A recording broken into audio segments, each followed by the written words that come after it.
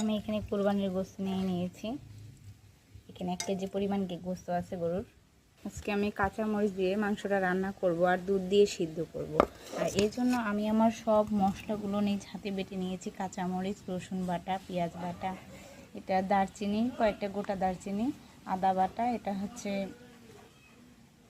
জিরা, এলাচ, তারপরে লং, ছোট ছোট কালো কালো মশলাগুলো আর বিভিন্ন ধরনের মশলাগুলো এখানে বেটে নিয়েছি। আর গোটা রসুন দিব 2টা, এই জন্য সব যে উপকরণগুলো সব বেটে নিয়েছি।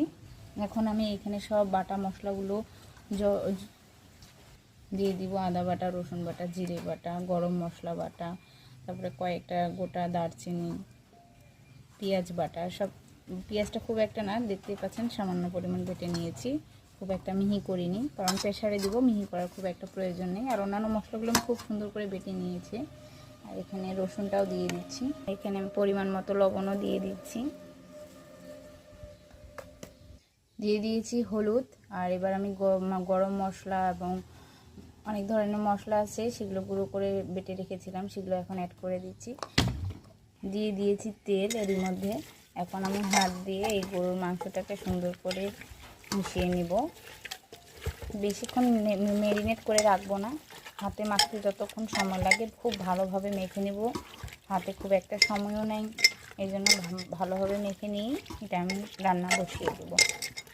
আমি এটা খুব একটু 5 মিনিট ধরে সময় নিয়ে একটু মেখে নিয়েছি। আমার মাখা সম্পূর্ণ হয়ে গেছে। আমার বাটা মশলার যে পানিটা ছিল, এই যে পানিটা, এখন এটা আমি অ্যাড করে দিব।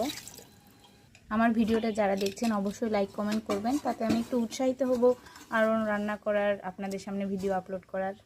এখানে আমি পানি অ্যাড করব না, আমি 1 পোয়া দুধ নিয়েছি, গরুর দুধ, তরল দুধ, একদম খাঁটি দুধ। এখন এই দুধটা দিয়ে গোশতটা সিদ্ধ করে নেব আজকে। আর এখানে পানি বলতে আমার হাত ধোয়া পানিটা দিয়েছি, কারণ হাতে অনেক মশলা ছিল, ওগুলো মেখে দিয়েছিলাম, যার জন্য হাত ধোয়া পানিটা দিয়েছি। আর এটা দুধ দিয়েছি, দেখতেই পাচ্ছেন কত সুন্দর লাগছে। এখন আমি রান্নায় চলে যাব। এই যে আমি প্রেসার কুকারে রান্না বসিয়ে দিয়েছি, জাল দিয়ে দিয়েছি মাশাআল্লাহ। আর আমার রান্নার পরের ভিডিওটা কেমন হয়েছে দেখার জন্য নেক্সট ভিডিওটা অপেক্ষা করুন, এবং পরের ভিডিওতে আমি ভিডিওটা আপলোড করব রান্নাটা আমার কেমন হয়েছে দুধ দিয়ে আজকে গরুর মাংসের কাঁচামরিচ দিয়ে রান্নাটা। ভিডিওটা এতক্ষণ দেখার জন্য সবাইকে অনেক অনেক ধন্যবাদ।